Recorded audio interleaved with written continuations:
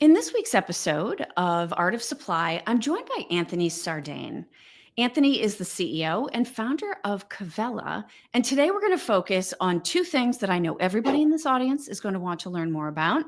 One, of course, is global sourcing, and the other one, apparently a prerequisite in 2025, Anthony, is AI. So thank you so much for being with me today. Kelly, thanks for having me. Absolutely.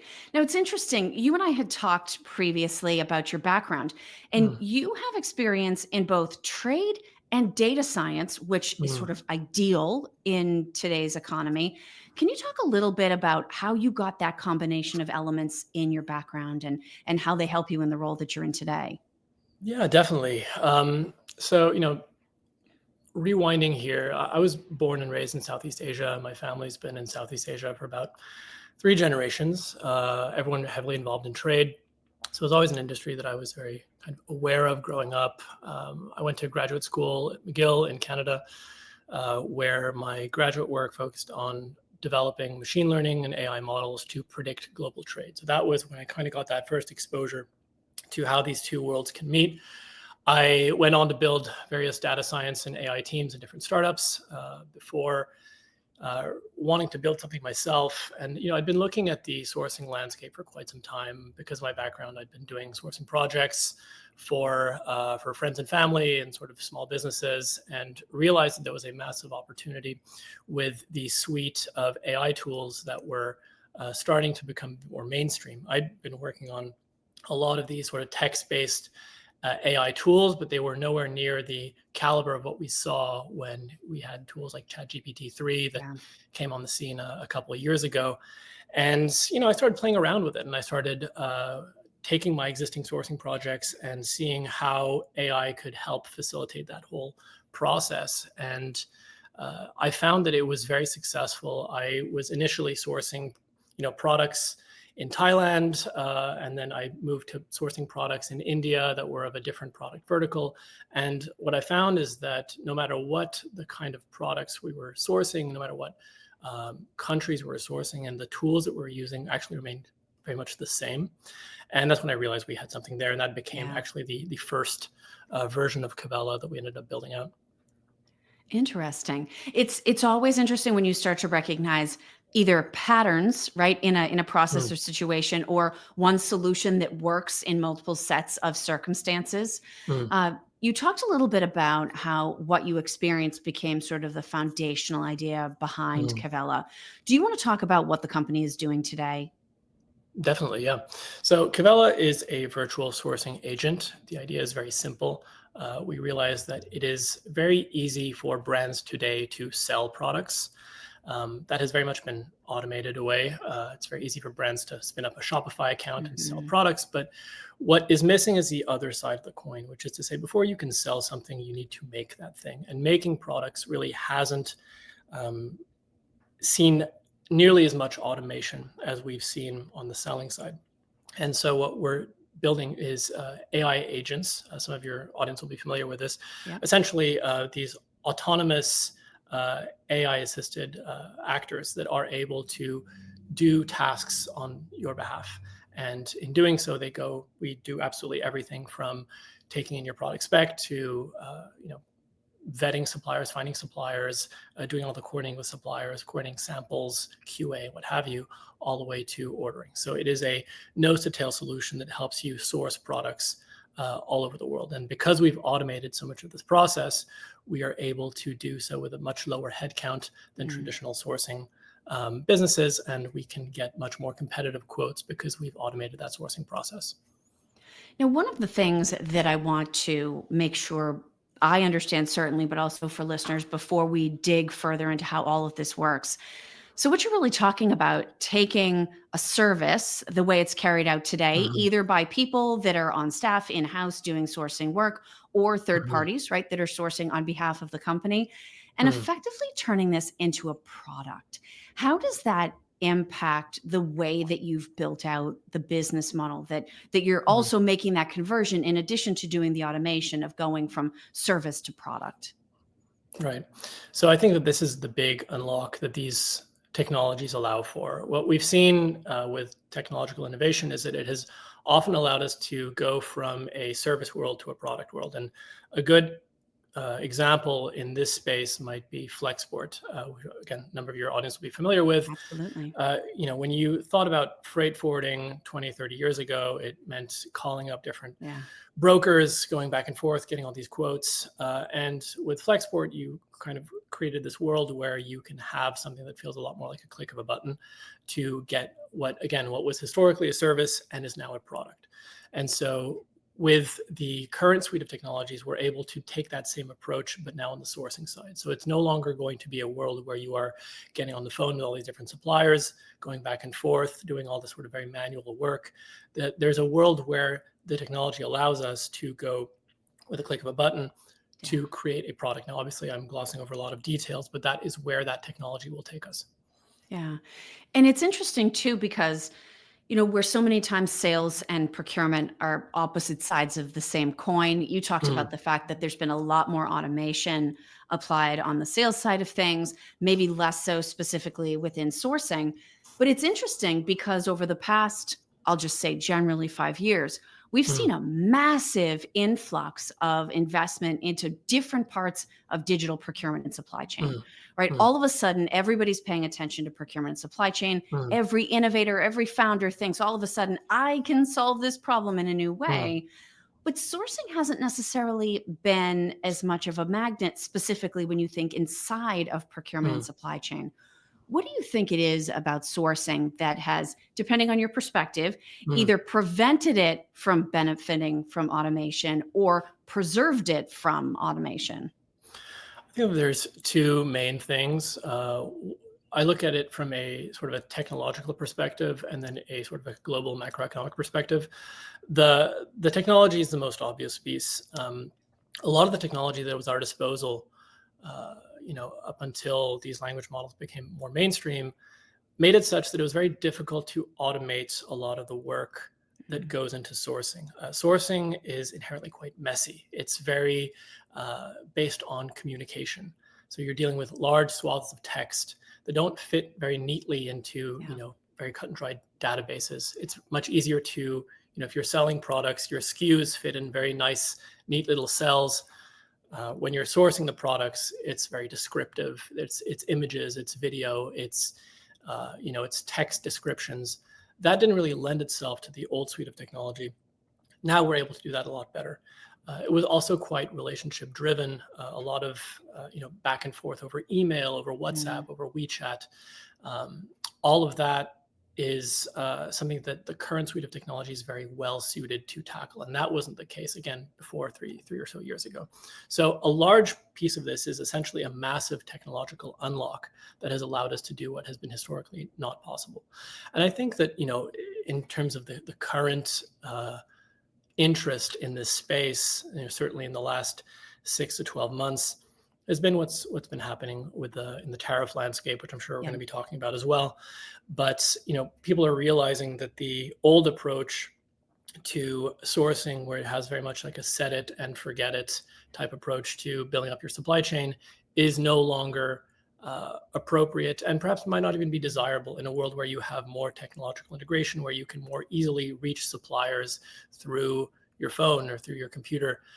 There is a world where we can have a much more dynamic supply chain, and certainly, the current set of brands that are experiencing the squeeze from the tariffs would definitely benefit from being able to pivot their supply chain pretty quickly. Yeah. Now, anytime you have a really big step change in terms of innovation, I always find it interesting to learn a little bit more about who the early adopters are. And I know there's probably a lot of different characteristics that you're looking at in the companies that you're working with. But if we just take a really simple cut and think about it from the size of the company, are you finding that AI-enabled sourcing is being more easily or quickly adopted by, say, mid-sized companies, or by a more traditional large enterprise? Where are you seeing the greatest uptake? It's unquestionably small and mid-sized brands. I think that is a consequence of just the reality of constraints, of resource constraints. So sourcing is a very time-intensive, labor-intensive It definitely is. process. And large brands, large enterprises have the means to just throw money at the problem to make it go away. They're hiring large dedicated procurement teams that can tackle all of the difficulties that sourcing presents. Small and mid-sized brands don't have that luxury, so they are opting for other solutions or trying to get creative with it. And so what you see is that these small and mid-sized brands are going to be the first adopters for these technologies. However, inevitably, and this is true across every technology stack, it will trickle up to the larger brands as it becomes quite clear that this has value across the entire chain. Do you have a sense of what you think the tipping point will be? I mean, you talked about efficiency being a motivator in those small to mid-sized brands. Is it that the efficiency or the productivity gains simply can no longer be ignored by large enterprises? Or do you think it will actually be that the outcomes driven by a well automated sourcing process will be something that they can't turn away from? I think that it will be the latter. I see a world where the small actors are going to quite quickly compete with larger actors. And we know that this is the case because we've seen something quite similar in the digital space and digital products. So I give the example of podcasts that had displaced large news media or radio. And the reason they were able to do this is because these sorts of small groups had acquired the means of distribution and production of digital content, and they ended up becoming a lot more competitive. And they changed the entire landscape such that the larger actors had no choice but to start playing the same game. And when you look at what's happening with product sourcing, you might say, okay, we know physical products quite different from digital products. Not entirely. The same ingredients are required, which is to say that physical products, you need production and you need distribution. The distribution side has been automated, and you have tools like Shopify that are now being actually adopted by some of these large brands. You have, Kylie Cosmetics, you have Gymshark, you have some of these massive brands that are now using these tools that were originally built for the small players. But what is missing is not the distribution side, but the production side. Once it is as easy for a small group to produce products in the same way that they can shoot a video on an iPhone or record audio and create their digital products, you're going to see that same revolution that is going to happen not in the digital product space, but in the physical product space. And you're going to see a number of things that will happen as a consequence. But the most important one, as far as the large brands are concerned, is that these brands that are managed by small groups are going to be a lot more nimble. They're going to push out faster products. They're going to be able to be a lot more competitive than the large brands are able to. And that will force the hand of these larger brands to compete. Now, do you think, and it's interesting, certainly you use the example of podcasting, which is near dear to my heart, right? You don't have to be a major production studio to have clear video, good audio, great equipment. Like it's not, the investment required is not a sorting mechanism at all. But the idea of brand is such an interesting thing. And especially with e-commerce, where I think just like consumers are getting their information differently, they're making decisions about their purchases differently. And there's almost this idea of, I think about, for instance, Starbucks or Lululemon being a lifestyle brand, right? It's bigger than just the product or service. I think in some ways, the way you find and connect with a brand has changed to where working with someone smaller, there's an authenticity and a connection there that's almost like a honing in of the lifestyle brand idea, which does give a different kind of advantage to a smaller company, even if they don't have some of the sort of economies of scale advantages or even the deep pockets of a larger company. But do you think that the shifts that you've talked about, both at the small and medium end and also at the large enterprise end of the market, are end up shifting how we think about brands when we go to spend money online? 100%. I think that what you touched upon is something that we're already starting to see, which is that in a world where sourcing becomes a lot easier and becomes closer and closer to becoming automated, So one consequence we talked about is that these small players can now compete with the large players. But the other consequence is that it becomes a lot easier for everyone to really create the same types of products.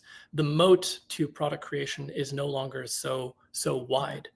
And so we're going to very quickly get to a point where we're kind of converging on the same products, which means that product is no longer a differentiator for brands. Your value proposition as a brand is no longer going to be so much about how you distinguish yourself from a product perspective. It has to be something else. You add into this the fact that now individuals are increasingly purchasing from suppliers. And now you are seeing brands experience competition on two fronts. One, from brands that are pushing out very similar products to their own, and from suppliers who are pushing out, again, similar products of their own, but at a much more cost-effective price. And what are the implications of that? Well, it means that you can no longer lean on your product. You need to lean on your brand. You need to give a reason for consumers to buy from you. And a very good example of this is Yeti, right? So Yeti has these fantastic products, these tumblers that they sell. However, candidly, you could find a supplier overseas who specializes in tumblers and could make a very good tumbler as well at a much more competitive price point. But you still might buy from Yeti, and Yeti knows this. And why would you buy from Yeti? Well, because it's not just the product that matters, it's the brand.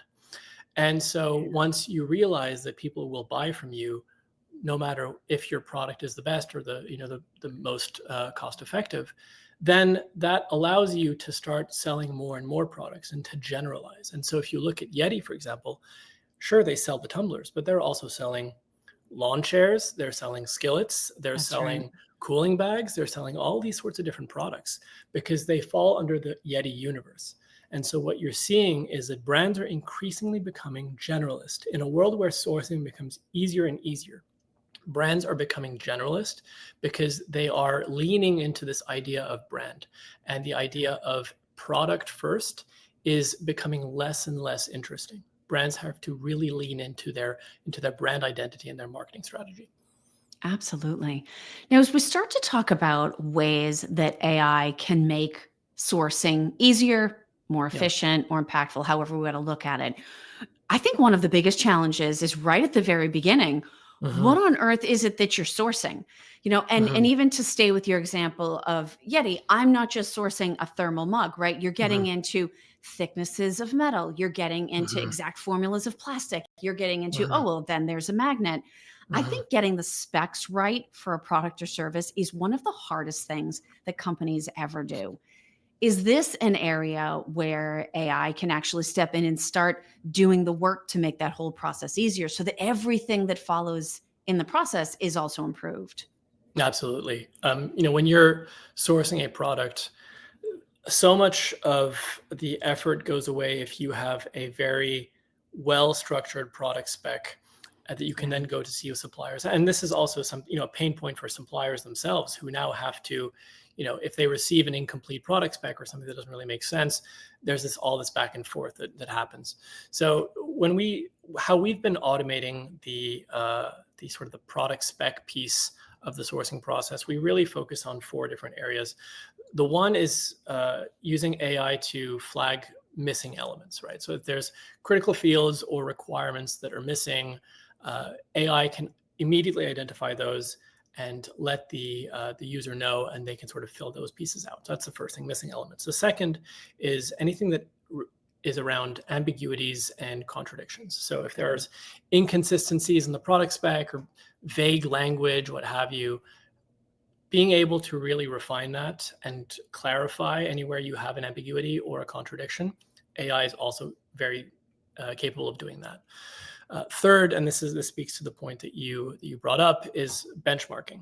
So AI can compare specs to industry norms, industry standards, and highlight those, and so that can give you an opportunity to make those sorts of corrections and prevent some of these issues being flagged later down the pipeline.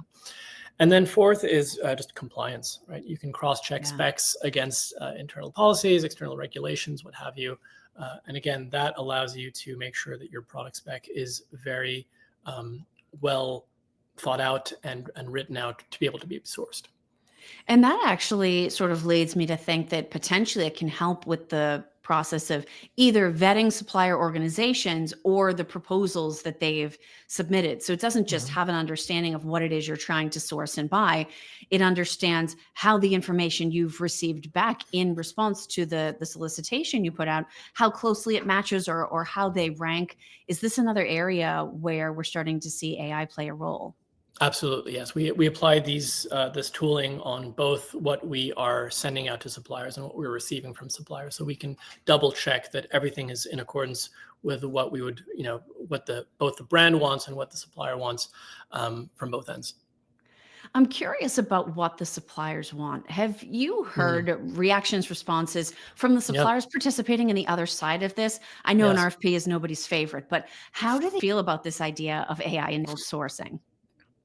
Look, you have to realize that a lot of these suppliers are also devoting a lot of resources to interfacing with the brands and the sourcing agencies that are approaching them.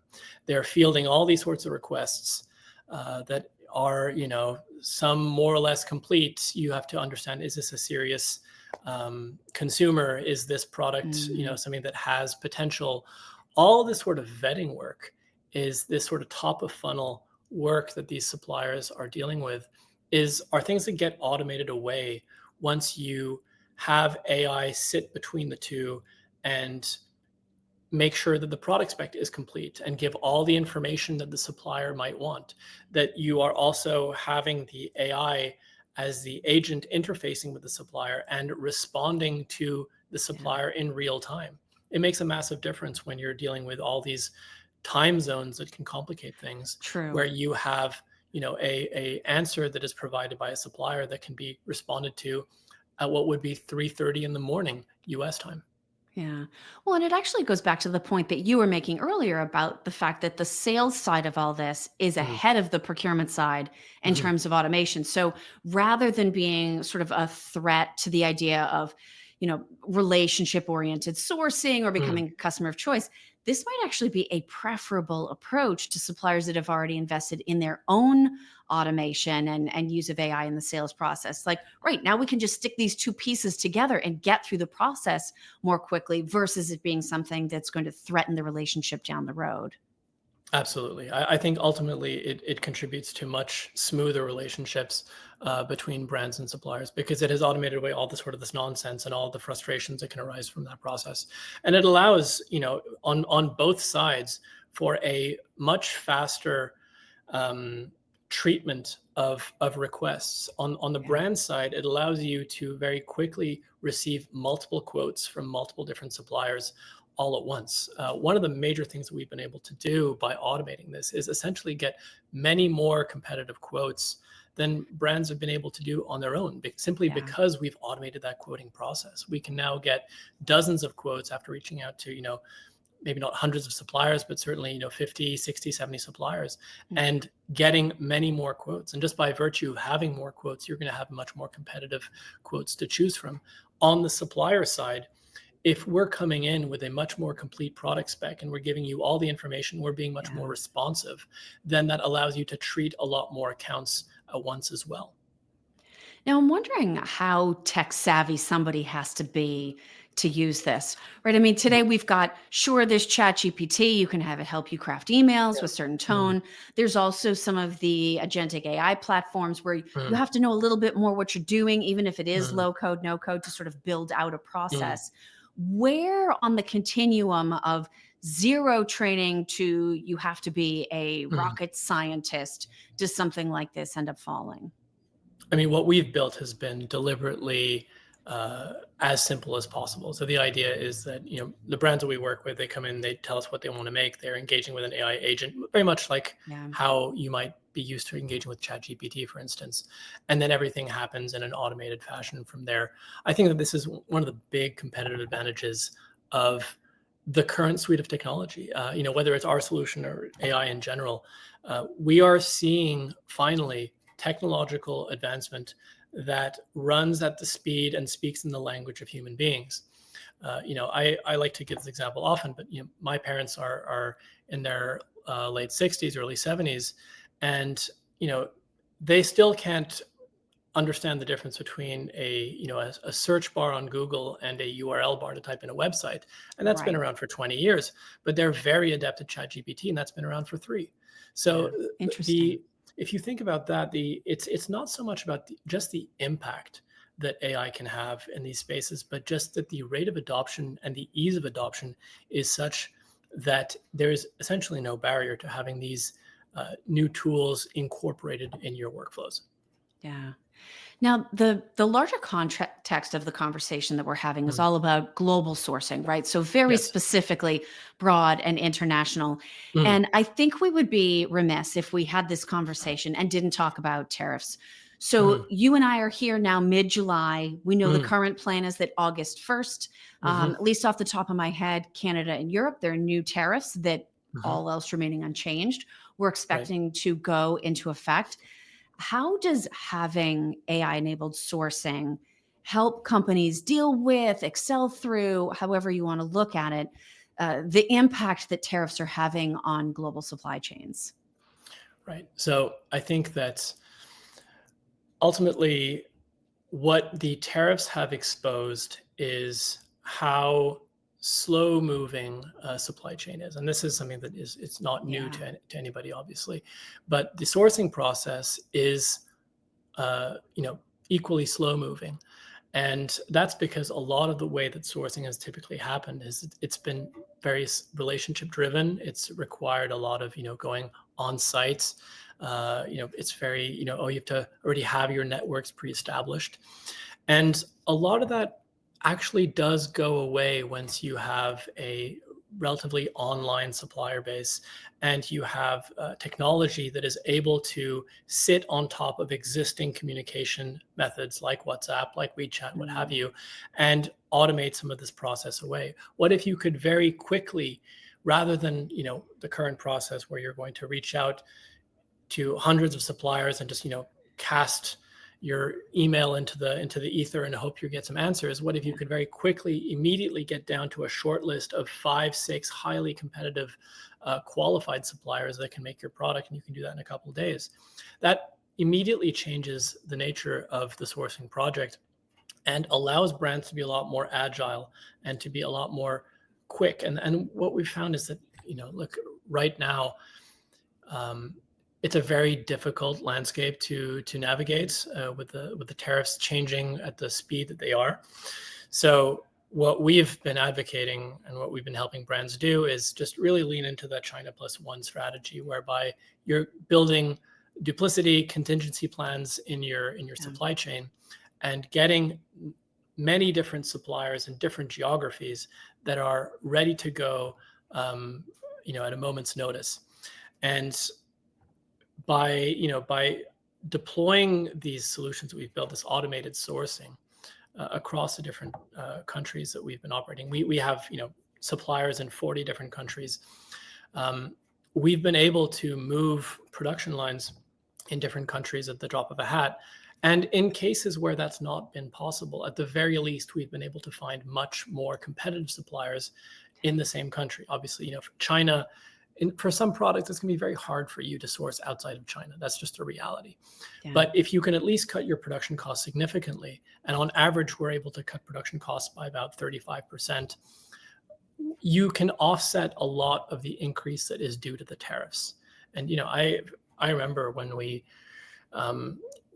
the just before the tariff pause happened, we had one of the brands we were working with. They told us that they were paying less now with tariffs than they were before Interesting. our involvement without tariffs, right? And that's a consequence of removing the friction in the Yeah. sourcing process and making it very easy for you to follow the whims of the market and find a much more competitive supplier quickly.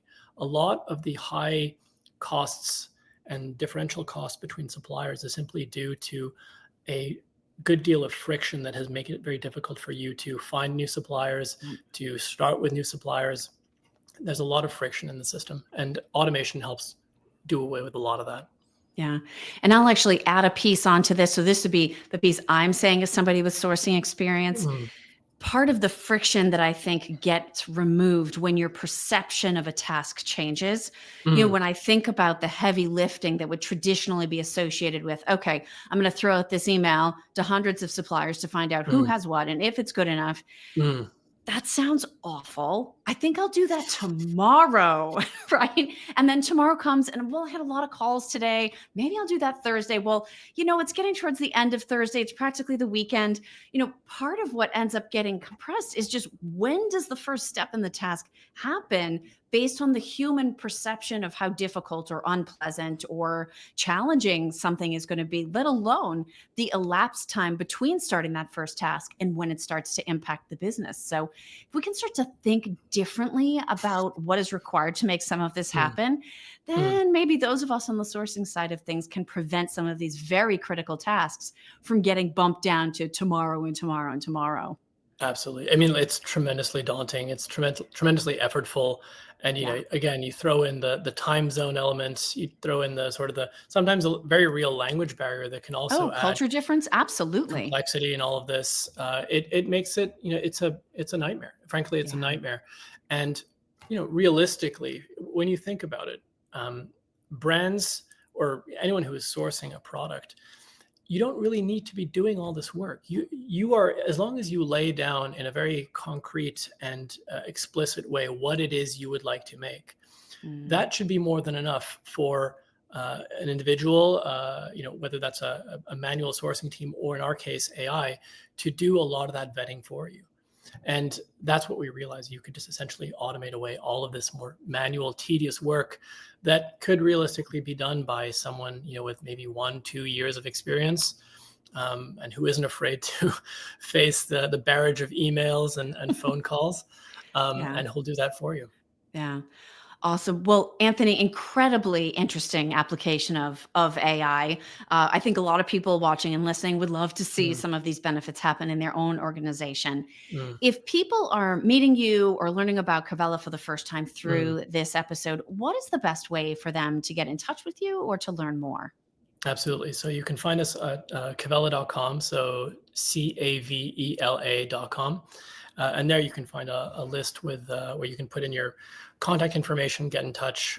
We've been helping, brands and businesses sort of optimize their sourcing solution given the current tariff landscape, but even, ignoring tariffs, find much more competitive pricing through this automated tool. So happy to help and happy to talk through anybody who is facing the very real struggles of sourcing today.